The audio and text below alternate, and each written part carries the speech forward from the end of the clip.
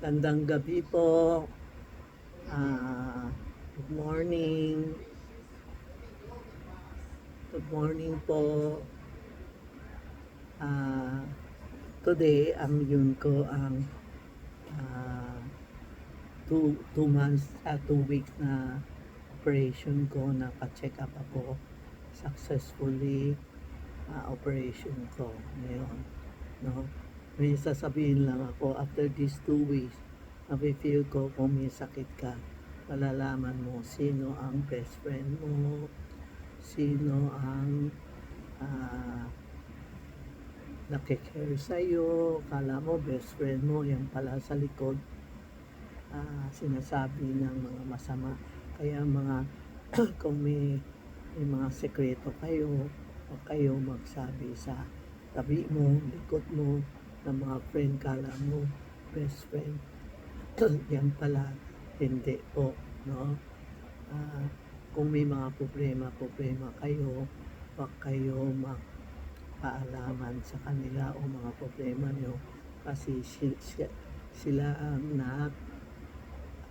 sinisira kayo. Parang halimbawa may sakit ako ngayon, yung mga best friend ko nasaan na, diba? Parang yung kailangan tinulungan ko, hindi naman ako nakihingi ng ano, nafe-feel ko lang nawawala ang mga, pag may sakit ka, nawawala ang mga best friend mo. Tatawag lang tapos na, o kaya pupunta lang, hindi dumating, ganun po. Kaya tandaan nyo, sa may sakit ka, malalaman mo kung sino talaga ang nakikare sa'yo. Pero nagte-thank you ako sa mga 1.5 viewers ko. Ang dami-dami nagte-text sa akin, Tita Maxi, take care. Tita Maxi, ano-ano, nagte-thank you ako sa kanila, sa mga subscriber ko, like ko, mga follower ko. Salamat po. At least naalala mo si Tita Maxi, na napahinga pa. Sabi ng doktor, I have to wait 1 month pa para mabuo ang laman sa loob, para makatherapy ako. Babalik na ako sa tindahan, no? Marami nagte-text sa akin sa mga problema nila. Antayin nyo na lang ako na pag pumasok ako sa tindahan. Kasi iba, may mga floor plan, may nilipat bahay, may kakasal.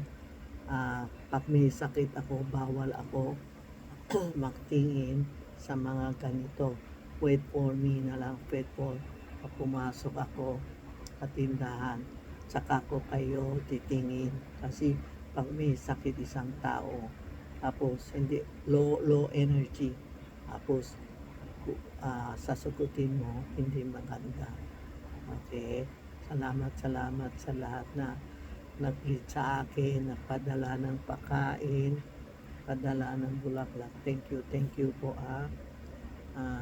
Sa yun ako papasok after nag-therapy na ako. Sabi ng doktor, pwede na pumasok. Papasok po ako. Salamat po. Thank you.